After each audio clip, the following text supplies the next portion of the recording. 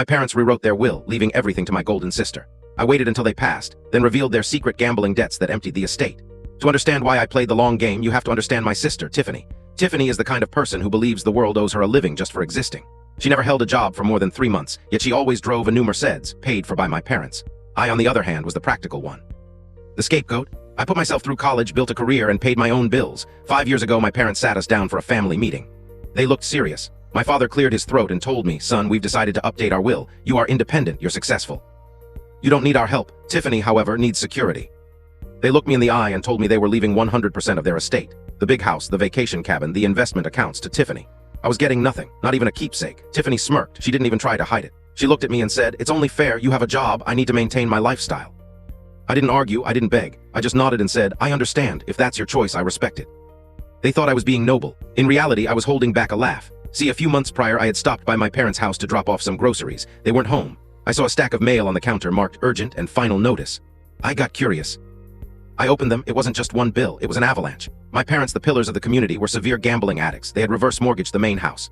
They had taken a second lien on the vacation cabin. They had maxed out 7 credit cards and taken personal loans with interest rates that should be illegal. On paper, they were millionaires. In reality, they were drowning in $3 million of debt. Their net worth wasn't zero, it was negative. I could have warned them.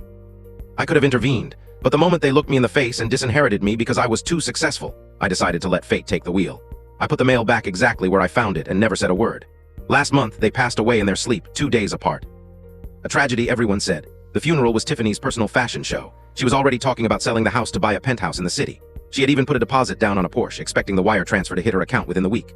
We met at the family lawyer's office for the reading of the will. Tiffany sat there, checking her watch, bored. The lawyer read the clause. "I leave my entire estate, real and personal, to my daughter, Tiffany." Tiffany clapped her hands together and smiled at me. "Sorry, brother, parents' orders." Then the lawyer cleared his throat and adjusted his glasses. He looked uncomfortable. He said, "Tiffany, as the sole beneficiary and executor, you also inherit the estate's obligations. I have the liability report." He slid a thick binder across the table. "The assets total $1.2 million, the lawyer said. "However, the secured debts against the properties and the priority creditor claims total $3.1 million. The estate is insolvent." Tiffany stopped smiling. "What does that mean?" I finally spoke up. "It means, dear sister, that you didn't inherit a fortune. You inherited a bankruptcy proceeding. The house isn't yours, the bank owns it.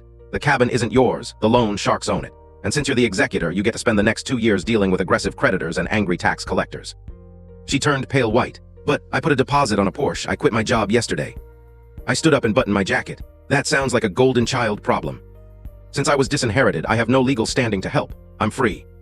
I walked out of the office while she was screaming at the lawyer. I didn't get a penny from my parents, but watching Tiffany realize she had inherited nothing but a mountain of stress and debt. That was worth more than any inheritance check.